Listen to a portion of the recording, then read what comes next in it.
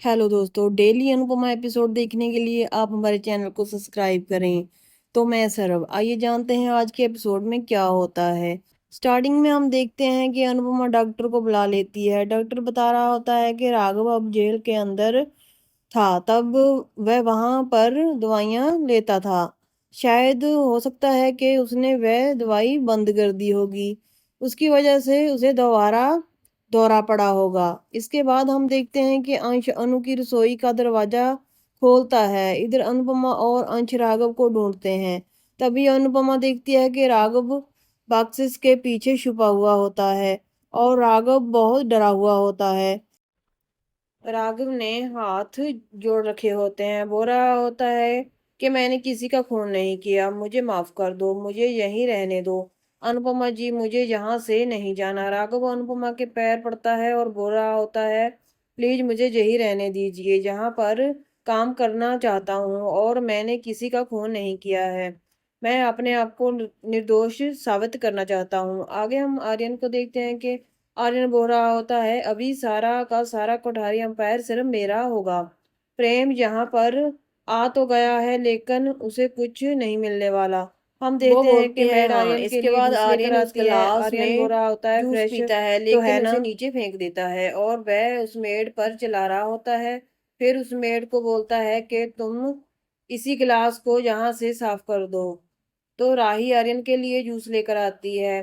तो आर्यन बोल रहा होता है कि जय है ना बिल्कुल चिल्ड जूस। राही आर्यन को बोलती है कि अगर जूस अच्छा ना लगे तो फेंकना मत, अन्न का मान नहीं करते। अगर जय जूस ठंडा नहीं था तो तुम उसे बोल देते कि जय ठंडा करके ला देती, लेकिन जूस को फेंकने की क्या जरूरत थी। आर्यन बोलता है कि चाहे कुछ भी हो, लेकिन वो है तो घर की नौकरानी। राही बोलती है, आर्यन चुप रहो। आर्यन जूस का गिलास फेंक देता है और बोलता है कि तुम इस घर की बहू होगी, लेकिन मैं इस घर का बेटा हूँ। राही बोलती है, तुम तो वो आर्यन हो ही नहीं जिससे मैं और प्रेम मिले थे, तुम तो बहुत बदल गए हो।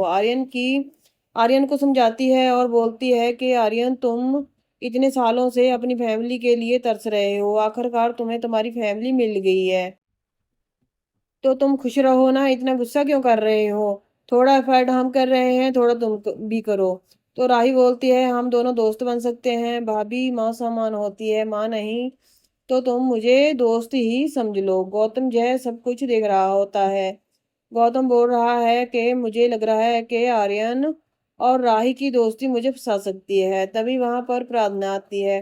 प्रार्थना बोलती है कि मुझे पता था कि राही ही आर्यन को समझा सकती है। प्रार्थना गौतम को देखती है और बोलती है, तुम हमेशा ऐसे ही क्यों रहते हो, अगर फैमिली खुश है तो तुम भी खुश हो जाओ। गौतम प्रार्थना को चुप रहने के लिए कहता है।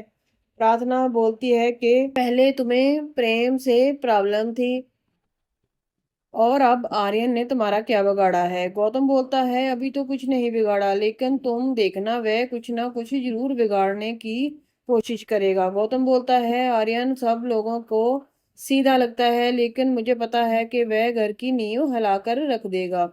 आगे हम राघव को देखते हैं। डॉक्टर बोल रहा होता है कि इन्हें दूसरी दवाइयां दे दी गई हैं, जय जल्दी ही ठीक हो जाएंगे। डॉक्टर वहां से चले जाते हैं और अनुपमा राघव को बोलती है, राघव जी, हम सब आपकी मदद करने की कोशिश कर रहे हैं। आप बताएं ना, कल ऐसा क्या हुआ था जैसे इससे आपका बिहेव ऐसा हो गया। आपकी मदद करना चाहती हूँ। आपको किसने मारा?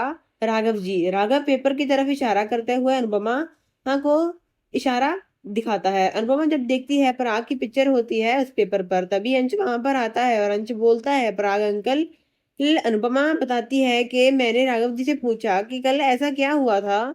हाँ, उन्होंने ये पेपर दे दिया है। अनुपमा बोलती है, पता नहीं राघव जी और पराग जी का क्या रिलेशन है। आगे हम देखते हैं कोठारी हाउस का सीन।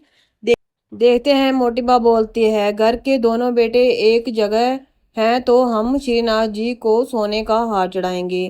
प्रेम और राही उस हार को लेते हैं, और लेकिन तभी वहां पर आर्यन भी आ जाता है। आर्यन भी उस हार को ले लेता है। मोटिबा बोलती है, जय हक है घर के बड़े बेटे का। आर्यन बोलता है कि ठीक है मोटिबा, जय हक हम घर के बड़े बेटे को ही दे देते हैं। वैसे भी मुझे तो बिना हक के ही रहने की आदत है। आर्यन वहां से जा रहा होता है, लेकिन मोटिवा आर्यन को रोक लेती है और बोलती है कि ठीक है, तुम भी श्रीनाथ जी को ही हार चढ़ाओगे।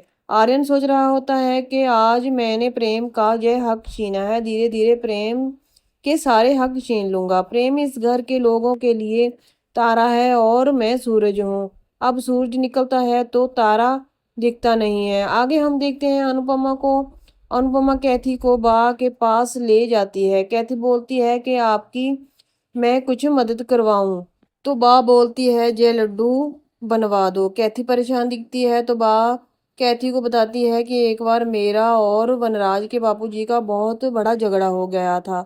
मैंने उनको घर से निकाल दिया था। तो वनराज के बापूजी अनुपमा के पास रहने के लिए चले गए थे, लेकिन अब देखो हम दोनों के बीच कोई भी झगड़ा नहीं होता। ये कहना चाहती हूँ कि समय के साथ साथ बड़े से बड़ा घाव भी भर जाता है। वैसे तुम्हारी सास को जब पता चला होगा कि तुम हमारे घर पर हो तो वो बहुत मिर्ची लगी होगी। अनुपमा बोलती है चाहे कुछ भी हो, क्याथी जी हमारे साथ ही रहेंगी। क्याथी अनुपमा को बताती है कि पराग जी को हफ्ते में एक बार दवाई लेनी होती है और वह उन्हें आज लेनी है, पक्का भूल जाएंगे।